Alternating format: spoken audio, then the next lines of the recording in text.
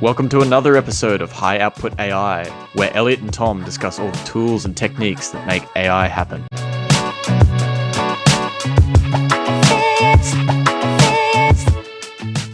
He doesn't have a drink. I even poured a glass of wine. I was like, No, we're cutting this. We're cutting this. It's got him. No one will know. No one will know. No. Totally smooth. I'm definitely not going to. Oh, I've got your. So, folks, because this will be in there, that's a stubby cooler, as us Australians call it, for Tom's recent birthday, which has a picture of him as a wee lad on it. I've got one up on my shelf behind me. I have like 15 left because I over-ordered / don't have enough friends, and for people's reference, it's got a picture of my face and it says, "Now you'll never forget me." If anybody wants one, hit us up on Twitter and I'll send them through. Yeah, good. All right. First merch is just Tom merch. Santé. Well, g'day, mate. Cheers. All that good stuff. How you doing? Not too bad at all, mate. Not too bad at all on this weirdly overcast Saturday. Yeah. What are you drinking for us? Getting things done. I got a little Pinot from Pinot Noir from Tasmania, one I've had before. I think the last time I had a bottle, I was at the winery, so I picked one of these up this week. Yeah, not a bad trip. What about you, mate? Milton Mango. Yeah, the sugar, the Pinot of Queensland, which is a 4X Gold. Very good, very good. You know, all right, well, beer? People don't know that. Yeah. People trying to avoid it. It's for those who do not live in Queensland or have not been subject to the joys of 4X. Don't sue us, please. It's not a very good beer. It's like, yeah, it's just cheap local beer. It's your home country beer equivalent. It's your Bud. It's your Bud Light, your Coors Light, your Heineken, which is a good beer equivalent. Yeah. Yep. No, exactly. And for anyone overseas that thinks about Australians and the beer we drink, nobody here drinks Foster's, by the way. Yeah. That's the one beer that shows up everywhere, but no one here drinks it. I don't even know where you'd buy it. What genius marketing by Foster's. 100%. Anyway, mate, we got a few little things on the cards this week. Bit of news, a couple of deals, and then we're going to look at what is a GAN. Yeah. Man, I thought that was funny, but... in hindsight, that was probably because I wrote those notes at 11 p.m. I mean, let's kick into it, man. Let's do it. What do we got here in the news? Yeah, so I thought today let's jump off with some news. Some news first about what's been happening in last week. But I also wanted to go a bit deeper as well. Like I was listening back to some of our early podcasts back before we were just AI, and we went deep, and like I kind of missed it a bit. Like I felt like I always learned something every week from you. So this week I'm making you teach me something new again. But maybe we'll try this out for the next few weeks of 50% news and current happenings and then 50% going deep. I was thinking we could maybe explore like all the huge papers over the last 5 to 10 years or across even the history of AI in detail, something like that. But yeah, we'll see where that goes. But yeah, let's try it out this week. So not too much news this week in terms of like model releases or anything. Like the big one, which we'll get to, is OpenAI's rumored investment of $10 billion from Microsoft. We'll spend a bit of time on that when we get to the deal book section, which is a new section I've coined this week. But the in terms of news and release this week, Microsoft again in the news. They released a new model called VALL-E. That's a V, VALL-E, as obviously sounding like DALL-E. They put it up on GitHub this week, and it basically takes text and turns it to speech, which it isn't anything too radical.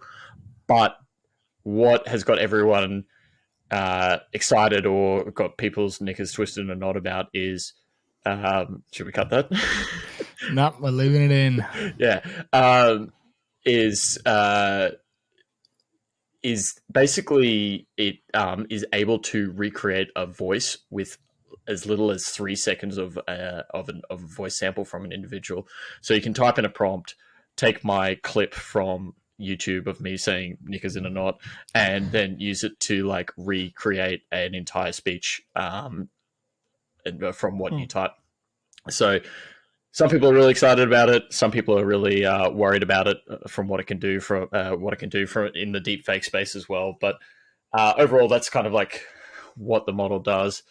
Elliot, you got anything to add on what the model does from a intrinsic point of view? No, I mean, it seems cool. It skips this sort of Mel spectrogram step that a lot of these other models took. We talked about that a bit in the Whisper setup. You can check out that video on our channel if you want to look a bit more into that. But what I thought was cool when I saw this came out is that you could take Whisper and convert your voice to text and then feed that into something like ChatGPT, get a response, and then feed that into this. And you could basically have a voice-to-voice conversation with AI now, which I think is cool. And I've heard that some people are planning podcast episodes, which are exactly Reid that. Hoffman did one, right? Yeah. That's who it was. And I'm sure there's a few others on the way, which is, you can imagine our first guest might be DALL-E, which would be a fun thing to do. But it's very cool. And it's nice that it's open source. I didn't have a look whether it had a trained model or the code or anything else, but it said they said they used an off-the-shelf audio model and then combined it with something else. Yeah, cool. The two innovations that I could glean from the short amount of information was that they considered it as a language model rather than a signal processing problem, which is kind of like a little bit of a twist compared to what others have done in the past. And then the other big one as well is they used about 10x the data that the current best-in-class was using. Spicy. Yeah. No, it seems very cool. And you know what? Look, Microsoft, obviously, they do a lot of stuff in the office space and all that sort of stuff. But, they do, where this could also be quite interesting is in video games. And, with Xbox and Xbox Studios, I can see this being a big tool in producing a lot of these sort of voices in video games, especially if you want to, say, not have full voice acting throughout the whole thing. Or, and I'd be really interested to see how this worked, is take a single voice actor, let's say, I don't know, any old person from any old video game, the guy from a Halo or whatever, or the chick that does the Cortana voice in Halo, and then use that with a model like this, where the text is actually in a different language, and you maintain the same accent and sort of voice style across every language that you ship the product in. And, you can imagine dubs and stuff of TV shows and everything else being much more, I guess, true to their original actor's voice, but speaking in a completely different language. And I think that would be pretty wild. Yeah. Over the days of those, like when you walk in and you see a movie that in English with French dubs over the top of it, you're like, this seems off. Yeah. So very cool. Yeah. And just going on that point of the video game, this is like the third time this has come up this week of the video games, what generative AI will do for video games and creating your own worlds will just be magical. And this is obviously another part of the create your own universe puzzle piece. I think it came from Friedberg off the All In podcast first from me, where I heard it. But this is really is kind of like the icing on the cake for me, where people are starting to, where this is all combining into a single thing, because I think we will still see a lot of human input into the movie space, into the art generation space, etc., to the artistic space. But being your own godlike figure in your own video game is something that I think a lot of people would get excited for, and it's the perfect target market as well, because generally these people are first adopters or early adopters. Yeah, definitely. And I mean, video games, I think is such an interesting one. There's an indie game that came out either last year or the year before. Let me have a quick Google. I'll get Billy Bob to have a quick Google. So there's this game called Hades, right? And it came out in 2020, September 2020 originally. And one of the big aspects of this game is that it really did a good job with dialogue, and it recorded hundreds of different little voice snippets, and it had a really interesting way of sort of playing the right sort of little one-off comments at the right time that really made it feel very engaging. And you can imagine, let's say you're playing some random game, they cannot possibly voice enough contextual information to cover every possible scenario that you might go through, which is why voice is usually reserved for cutscenes or, do a barrel roll, which Yeah. they'll say like 400 times in the game. But if you could take the situation, turn that into text, and then turn that into compelling speech, I think that would make things so much more interesting, so much more engaging. Yeah. And I'm personally very keen to see it happen. Yeah. And also, like, when you're modding a character and you're choosing your face and stuff like that, and like you choose, well, obviously now with generative AI behind it, you get to choose your voice as well. That'd be cool. Yeah, I would be Deckard Cain absolutely. for everything. Listen. Yes. Steward, listen.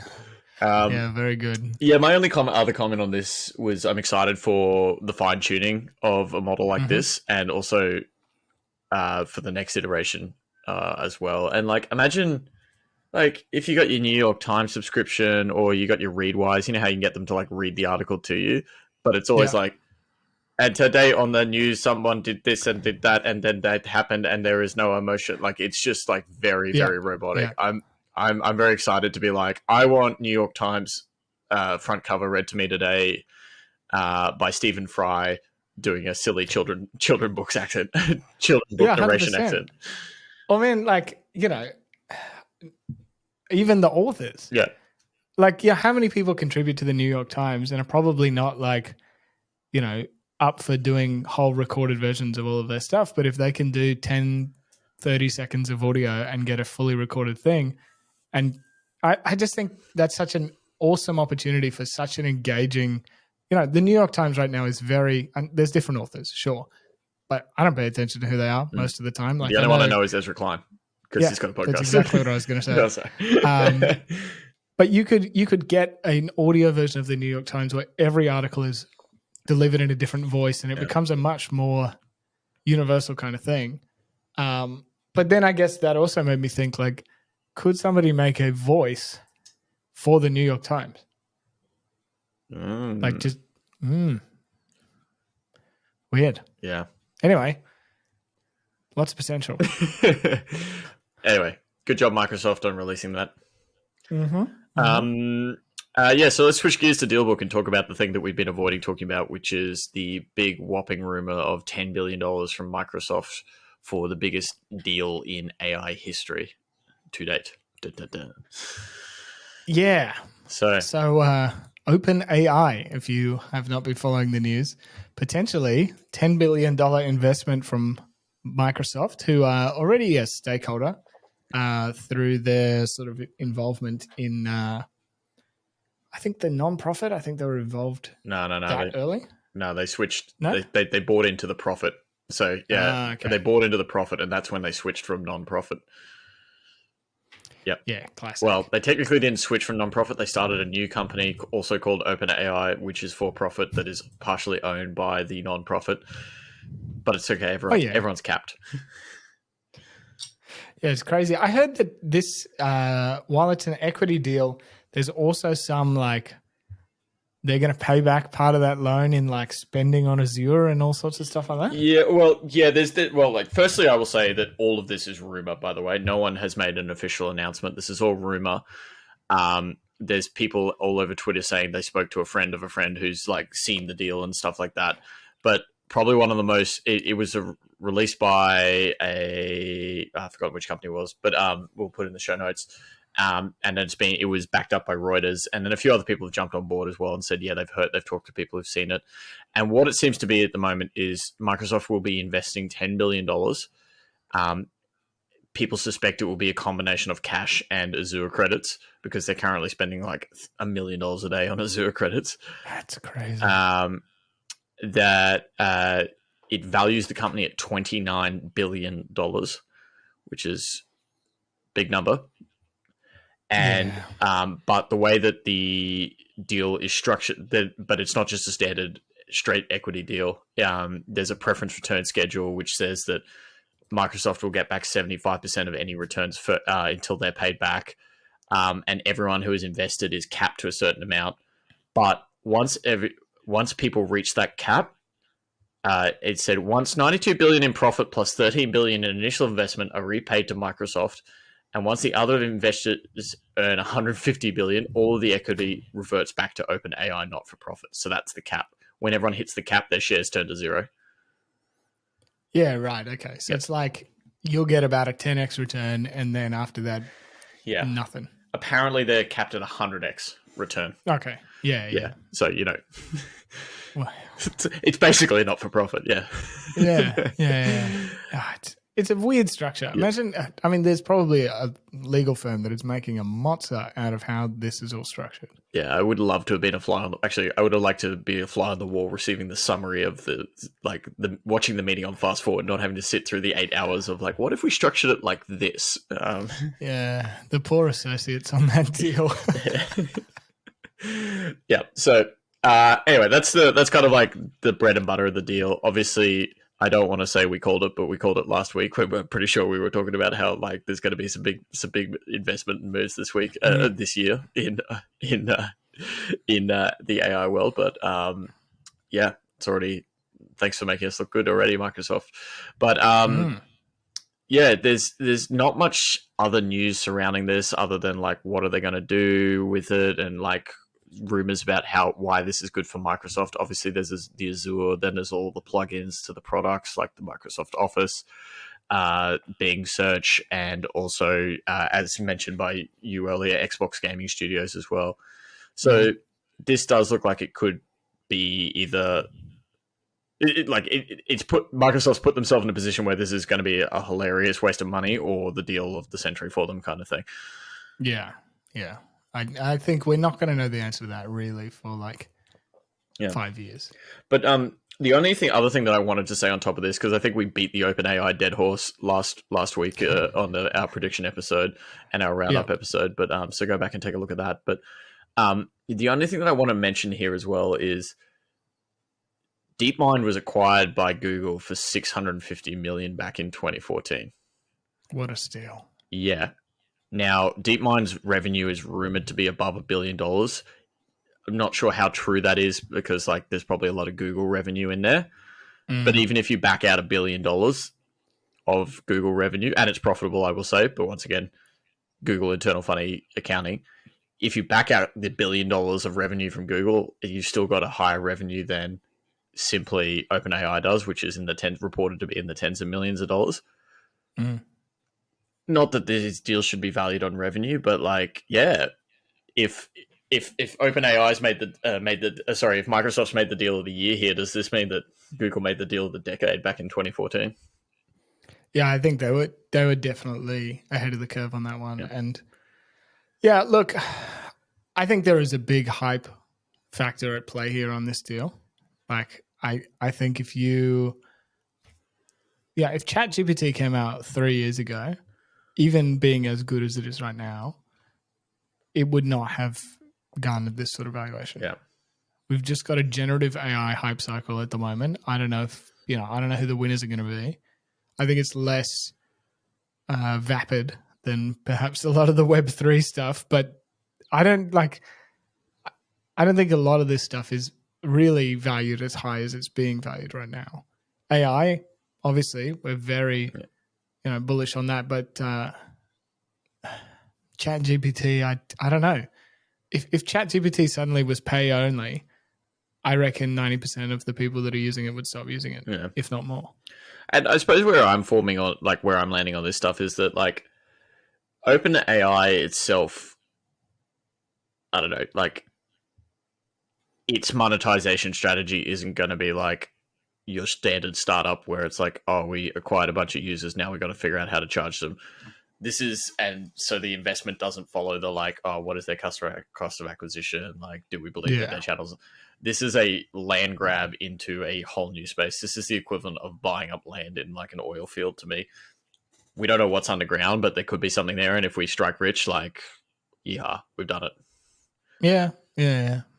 No, that's true. I don't know. It'll be interesting.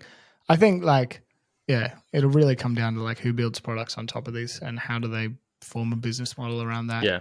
I think that as it becomes a much more crowded space. I think the biggest thing that these investors need to answer is like, do they believe that the company that they're invested in, whether it's DeepMind, OpenAI, or whatever Meta is cooking in the background as well, is like, or do these things have a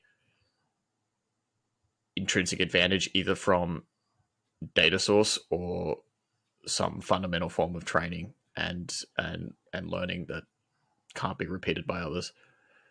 because everyone's like, oh, OpenAI has crawled the internet, so it's unbeatable.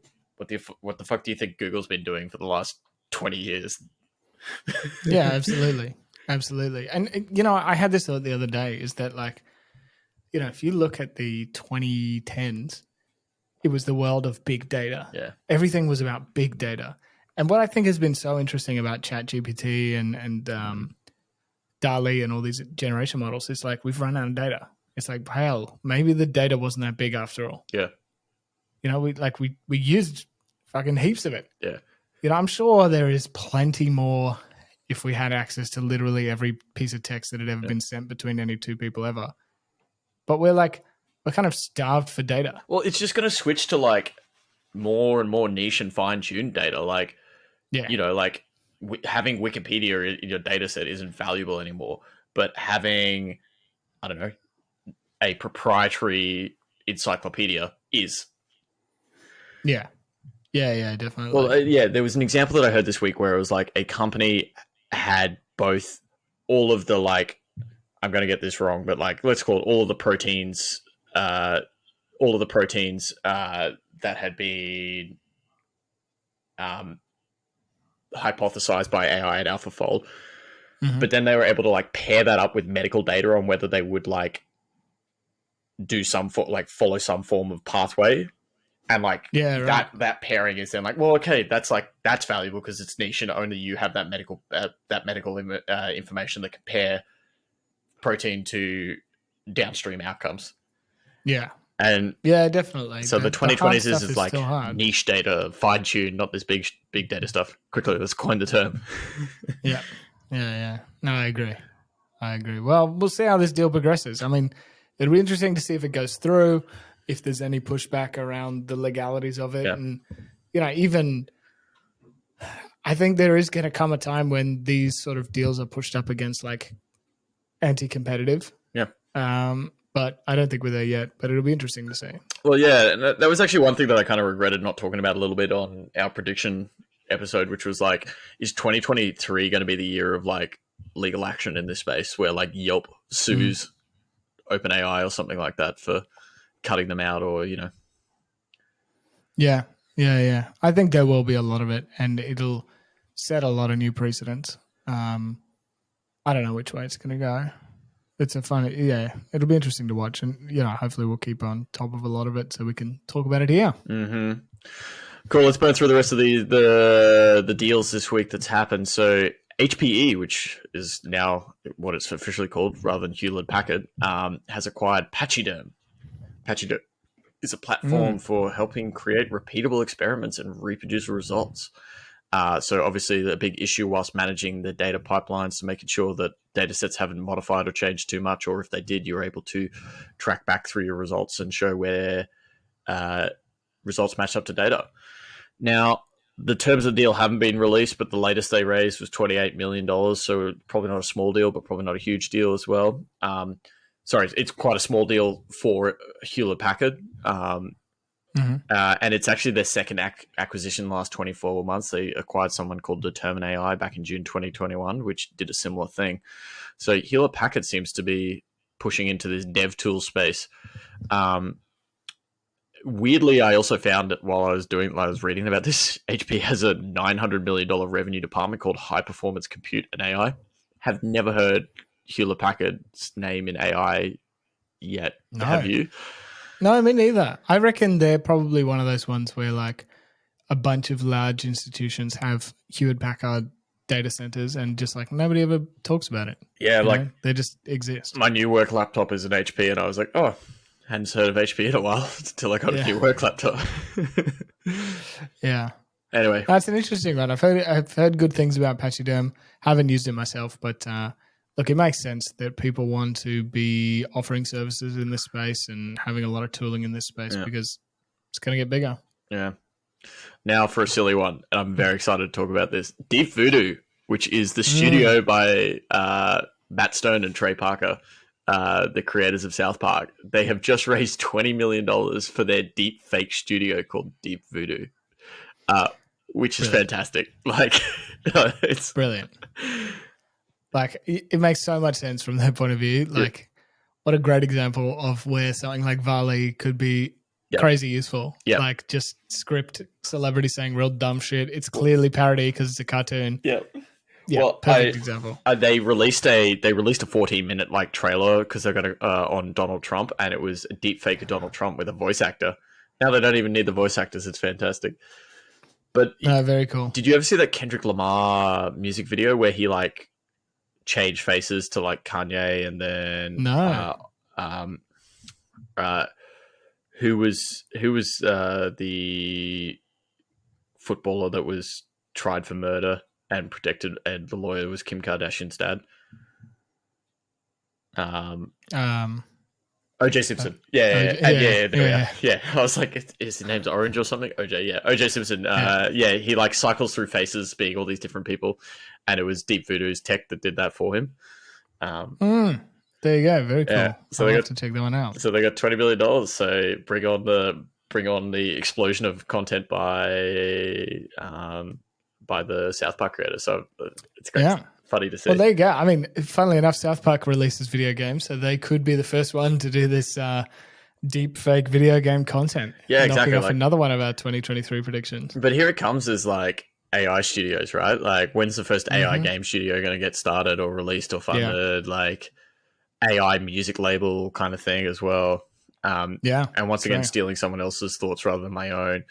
Just we're entering the age where like the next version of the artists are going to be the people that are able to wield these tools rather than, Leonardo was wielding the paintbrush effectively. Then the greatest artists in the last couple of years have been wielding the cameras and the Photoshops effectively. So, yeah, I'm still a bit skeptical about that. Like, prompt engineering is a career pathway, but I don't think it's a career pathway. I think it will be a creative pathway where like you can spend hours and hours with these different tools creating something. I don't think like you're going to be sitting there employed to like optimize the color of an image that AI could just churn out another 1,000 copies and get 500 random people surveyed to ask which is the best out of them. Like, yeah, my gut says that like the fact that prompt engineering is a thing is just a UX problem. Like the models will adapt to not need as much prompt engineering because that seems like the logical UX flow for this. Yeah, like it seems to be like, doesn't this seem a bit silly that we can invent these models that can like literally create the most beautiful things, like the most stunning amount of art in like the lowest amount of time and cost, but we forgot how to make them communicate with us in a clear way. Like, yeah, there'll be work done in this space that means prompt engineering is like a blip on the radar. Yeah. All right, moving on. The final deal that went through this week was a company called Rapid Silicon out of the US. They're a provider of AI and FPGAs, which are customizable integrated circuits. They raised $30 million in a Series A round, of which they've weirdly closed 15 now and expect to close the last 15 by the end of the quarter, which means they must have needed cash. All I can say is it's good to see a hardware business getting funded in this what is, I assume, tough environment for them. But so they're kind of like targeting the low to medium end FPGA and integrated and customizable integrated circuit market. So that's the only other deal. Yeah, I think it's cool. I played around a lot with FPGAs in my undergrad days, and I had a couple of the dev kits for quite a while. Not the Rapid Silicon ones, but just some of the old Nexus boards and all this other sort of stuff. It's cool tech. I always thought it should get more front and center sort of integration. I wonder if this company in particular is taking advantage of any of the sort of initiatives that the US has put in place to build sort of silicon and native hardware onshore. They're using TSMC stuff though from the video that I watched. Yeah, okay. How would this apply to like where in the AI value pipeline would this apply to, and who? Like, I don't exactly see NVIDIA whipping these out anytime soon, but so I think where the pipe dream for FPGAs has always been so. What they are is they're like a collection of thousands of little adjustable logic units. So it's field programmable gate arrays. So it's an array of little compute modules that are in a big pipeline, and you can program them on the fly to streamline a whole bunch of operations. So if you had to do a bunch of like multiplications, then divisions, then summations over and over and over again, you could set up one of these FPGAs to sort of do that operation in parallel and then pass your data to it and theoretically compute it a lot faster. I think the idea here would be that if you had, say, an AI model that was being run over and over again, and there were certain operations in there in an environment where, let's say, GPUs potentially weren't available, you could optimize the bottlenecks of that AI model by programming it into an FPGA and get a speed boost compared to running it on the CPU with standard CPU instructions. So we'll see. I don't know. Like they draw a lot of power historically, and they just haven't really hit prime time. They were traditionally used a lot for like prototyping because you could prototype a bunch of integrated circuit design and then get them manufactured, at an assembly line and, cut the power draws and everything like that right down because it was fixed circuitry. But yeah, it'll be interesting to see if the sort of adaptability and variability of AI means that these are more useful. So who's going to be using this? Is it like hobbyist AI or like research or? Hard to know at this stage. Like a lot of the FPGA stuff was used in research environments. These ones in particular, I don't know. I really don't know whether it's like prototype devices for sort of in-lab stuff. I think embedded devices and stuff is a really good opportunity for these where, you don't have a full compute environment. You certainly don't have access to a GPU. So, IoT for better or worse. And whatever that means these days. Yeah, exactly. Who bloody knows? But small, isolated sort of compute environments where you want complexity, but you can't really justify a full compute setup. Cool. Very good. Yeah. Well, shall we move on to our deep dive for the week? Absolutely. Let's do it. I want to hear you say the title that you wrote as well. Yeah, so the title I came up with is What's a GAN, Man? Because I thought that was really funny when I was writing these notes at like 10 p.m. last night. But yeah, let's jump into the OG of a lot of this generative space, the GAN. The end of AI winter number 2, was it? 3? 673. Yeah. I don't know. AI was always coming and going. Yeah.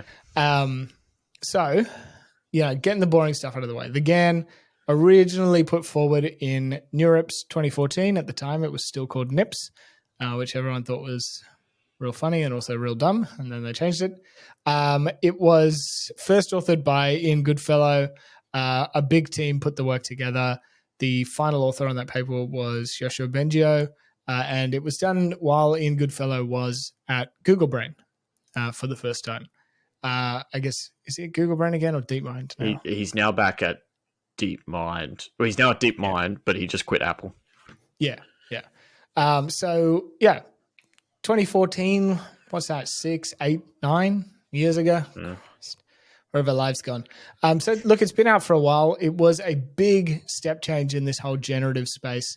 And there was a lot of stuff in that era that came out of this. But yeah, I mean, let's dive into it, and I'll pause at some points along the way and ask as many questions as you want.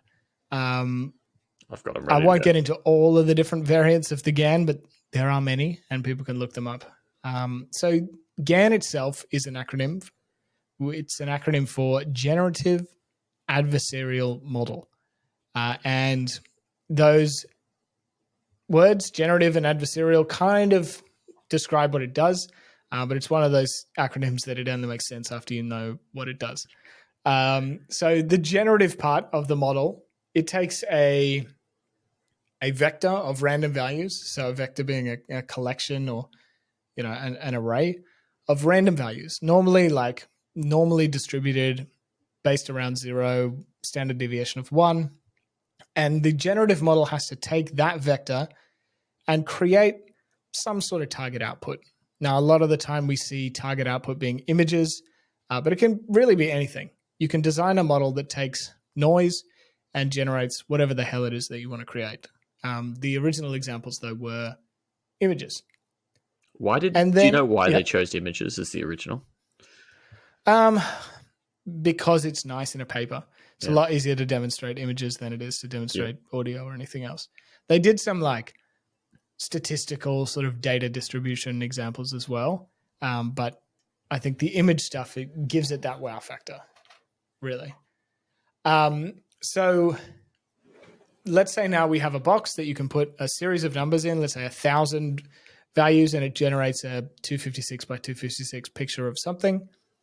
That's then fed into the adversarial part of the model. Now, the adversarial part of the model, let's stick with images for the time being, is an image classifier. And all it does is classify, is this image real, as in from our real data set, or is it fake? Is it generated by the AI? And by training these two models sort of in competition with one another, then the generator learns to create better and better fakes because its goal is to trick the adversarial model. Its loss function is how well did you trick the classifier. The adversarial part, the classifier, its loss function is how often did you correctly guess the real image versus the fake one. And the way these models work is by training these two sort of competitively against each other. If you manage to balance everything just right, you eventually get a generator that generates very convincing fakes because it gets to a point where the image classifier, even being fed real data, can't tell the difference between the fake image and the real one. And once you reach that point, you say, okay, adversarial model, get thrown in the bin. Now we have a model that we can feed random vectors in, and you can, generate an unlimited number of these and generate images out the other side that are convincing enough to an AI model that they should be part of your data set. So if you say used faces, pictures of human beings, the resulting images out of that generator should be convincing photos of human beings. This is amazing for two reasons. Like, obviously, this was a fantastic.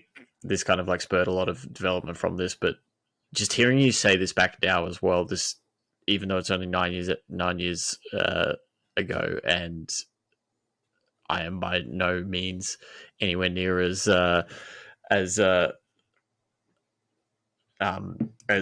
researched as these guys are that created the paper, but this seems like very, very inefficient and very, very intensive from a modern perspective.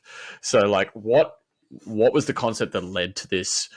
Basically, build two models and compete against each other. What led to that concept? So the original insight here is that building a loss function that can take an image generated by an AI and determine how good it is very hard. It's if you're trying to generate a very specific image, like recreate a very specific image, such as the case of, say, an autoencoder, you can pretty quickly say, okay, let me subtract one image from the other and work out where it got it wrong and where it got it right and get a pretty good idea of a loss function. But if you say, look, I want a model that generates pictures of the dogs, but I don't want it to generate just the dogs that I feed it. I just want it to generate pictures of dogs. You need some way to judge the pictures and how good they are as pictures of dogs. And it becomes one of those sort of catch-22s in that, like, if you have a way to determine from a picture, is it a picture of a dog in a mathematically complete way, you can probably generate pictures of dogs because you just do that whole thing in reverse. But it turns out that that's really, really hard. And so the insight here, one of the things I really love about this work is that when you say it out loud after it's been worked out, it seems really obvious. Yeah. But it took people really quite a long time to come up with a lot of this stuff.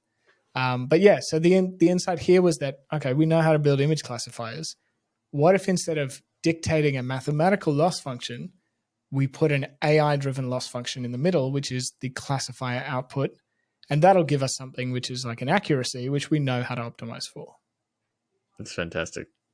And what did this go to from here to end up where we are with modern day generative with modern day generators? Yeah, so I mean, there's been a lot of steps in between this and say something like Stable Diffusion, but I think this methodology of generating things and trying to use AI models as sort of intermediaries in the step has continued for sure. One of the problems with early versions of the GAN was that they were very hard to balance. In that, if your adversarial model, your classifier, got really good faster than the generative one did, the generative one wouldn't know how to catch up. Yeah. So you can kind of imagine, like, it's just too hard for it to trick, because it's Wow. like Yep. I'm too good at this. Nothing you do is going to push you in the right direction. On the flip side, if the generator gets really good really quickly, then it's too hard to train a discriminative model. So you really need to balance these models. There's a lot of tricks and fine tuning and experiments to get these things just right to spit images out the other side. There were a lot of innovations in this space about how to keep them more in balance and how to solve a lot of these problems, but it took a long time. One of the other sets of innovations here was moving from just, I'm going to give you some random noise and you're going to give me an image from my data set, to, okay, we got pictures of pets. We got cats, we got dogs, we got birds. I don't want to just give you a random value and not know what I'm going to get out of the box. I want to say, here's a random value. I also want a dog, please generate a dog. And so we went from sort of these pure random generators to guided generators. So they would take an additional sort of, is it a dog, a cat, or a bird as an input, and then generate an image out the other side. And you would say, does this convincingly generate not only an image, but an image that looks like a bird? So when the classifier classifies it, does it say, yep, this is definitely a pet, and also of the pets, this is definitely a bird? And that gave us a lot of flexibility to sort of do categorical generation. So we want dogs, cats, men, women, whatever else. And then from there, we got this innovation, which was style GAN, which was, look, I've got photos of paintings from a bunch of random painters. I'm going to encode which painter it was into a vector, and then I'm going to tell you to generate images in that style.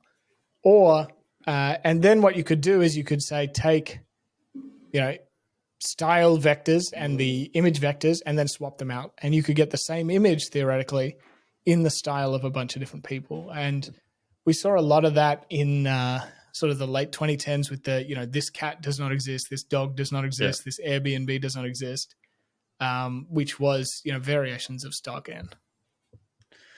I hate doing that. I hate to compare it to the 4-minute mile, but this paper and method seems like, to me, the moment that it showed the community and also the world to some extent that, like, AI was taking a step forward. It wasn't just having awkward conversations with people, or like maybe botching its way through a conversation with someone. It was now showing that, like, this is creating things that are very, very realistic for us as humans and could be considered generated by a human. And off the back of this, fast forward from 2014 to 2023, we've now seen all of what you've mentioned today, plus tons more, available in a single product at the click of people's fingertips. What, as an outside observer, like, it's pretty, you can draw that line pretty easily. But what innovations do you think came out off the side of this that people don't pay attention to enough to? I think this was a real step change in the whole generative space. I think, if you take this and then you add in the innovation of transformers, you start to get a lot of the modern models. If you take this idea from style GAN, which is, I have a second vector that says this is Claude Monet versus, Picasso, and turn that into, I'm going to take a sentence and turn that into a random value, and then I want you to generate an image, but that is close to this sentence, and you add transformers in the mix, and you make a couple other tweaks, then you've got Stable Diffusion. So this whole thing was really showing that, and a lot of this had been hypothesized and protested in a small way a lot earlier. But this was a sort of, I guess it was a shift towards this idea that we don't need a full mathematical formulaic optimization in every single case. We can optimize optimizers that are optimizing other things and sort of AI all the way down and get something pretty interesting out the other side. And, people then come back and they start to build mathematical models around this stuff. And sometimes they're true and sometimes they're not quite true. I mean, I saw something recently around stable diffusion where, a lot of the fundamental work around that is like, these models are based on the idea of diffusing noise and random noise moving throughout the image and distorting it, reversing that process and all this sort of stuff. But a group did some research in this space and they just said, well, I don't know, what if that's not true? What if instead of adding noise, we just slowly add a picture of a cheetah and see if we can do stable diffusion, but instead of noise, it's just photos of cheetah that slowly get removed from the images. And turns out with enough data, photos of cheetah are a good substitute for random noise. So it sort of entered this era that I think split the community a little bit in that it's like not everything is fully explainable here, and we don't necessarily have good models of this stuff. It's very like applied. Yeah. And very like, we do it, it works, therefore there must be something here and we'll work out why after, compared to a lot of, I guess, the symbolic community, so the symbolic AI community and the sort of traditional AI purists, which are without a full mathematical understanding of this, we really shouldn't be pushing this out into the world. And do you think that was a little bit of a tipping point towards making this, I'll say, more like hobbyist and more open source friendly, where make it, now that it's applied, for example, I know you started picking up this stuff at home, not in a research capacity, around this time as well. Yeah, definitely. And I think, you're absolutely right in that, this was something very visual and very palatable for a lot of people. And, the concepts underpinning a lot of this, which is we'll take data, we'll have the style, and we'll have a random value, and we can use that to do this, that, and the other, was approachable enough that people would say, well, I want to do one that generates Pokemon and I'm going to impose, put different Pokemon styles in, or I'm going to do one that does pictures of cats or fake Airbnb listings and all this other stuff. And I think, it really did open up a community of people taking the fundamental research that was open source and hacking on top of it to make, cool little demos. I'm not saying any of them were amazing products in the sort of business product sense, but they were really cool demos. And I think that's awesome. I probably got a lot of people excited about this space in the ways that I built a really fast object detection algorithm can't quite do. Yeah. And so with with this as well, like, where have you seen the community like really take this and run with it, or like did you see the community take this and run with it, or was it more like another 3 years of research before the community really picked it up? I think it was another couple of years between the GAN paper originally and things like DC GAN and style GAN. So DC being deep convolutional GAN, which was used in a lot of later imaging models. Before it made sense for the community to just pick it up and tweak it. The original one was very cool. You could replicate the results, but you needed, quite a large data set to be able to retrain one of these yourself for a different use case.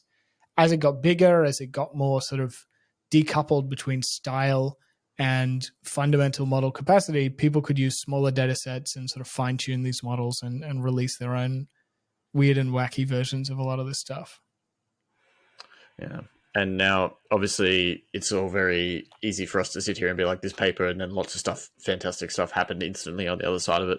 What giants did these people's shoulders stand upon to get to this? Oh, yeah. Look, a huge amount of work.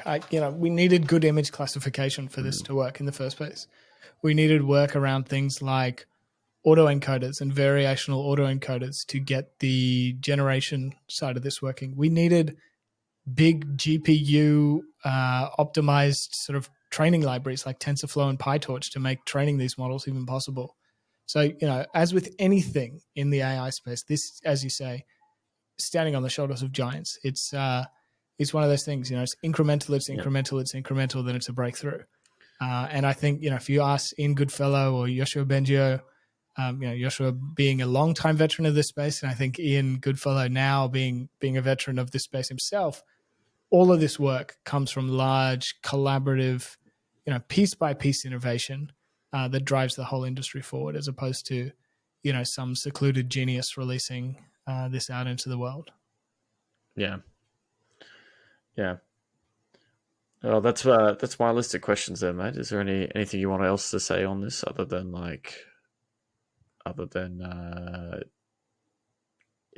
was a turning point for you personally, and also for the community as well?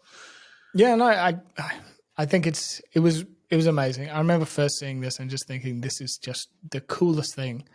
So yeah, it's definitely had a big legacy and really changed everything. So no, nothing else from me, and I think we're just shy of coming up to an hour. Yeah. So this has worked out pretty well. Yeah, I do have one thing to do before we finish off. Can you get Billy Bob? Can you get ChatGPT up for me? Billy Bob can try. Billy Bob knows that ChatGPT is somewhat resource constrained. Yeah, well, America's asleep at the moment, so we might. Yeah, we might. Let me get Billy Bob to log in. So in my beer cap, it gave me a question, like a trivia question. I want to see if ChatGPT knows the answer. You know what I find really ironic? That in order to log into ChatGPT, I need to do an image classification style capture. So ridiculous. All right. ChatGPT is up. What are we asking it? In cricket, the Ashes tour of 1932 to 33 is also commonly known by what name? Of what? 1932 to 33. Commonly known by what name? The Ashes tour of 1932 to 1933 is commonly known as the Bodyline series. Holy shit. There you go. It works. Proof. ChatGPT can Google sentient. Basic facts. It is sentient. Sentience achieved. No, but I'm extra impressed because that is very niche Australian subculture trivia. Yeah, definitely. Well, on that note, we'll let ChatGPT get back to answering all those important questions on how to tell me how to do my washing in the style of the American Declaration of Independence and all those important things. But just another thank you to all of our new subscribers who joined us this week, new listeners who keep joining us every week as well. Yeah. Anything else to add, Matt, for today? No, thank you, mate, for another excellent episode. Having a lot of fun with this still. And yeah, as Tom said, thanks for listening. Do share this with a friend if it's interesting. And we will see you all next time. Bye-bye. Ciao, ciao.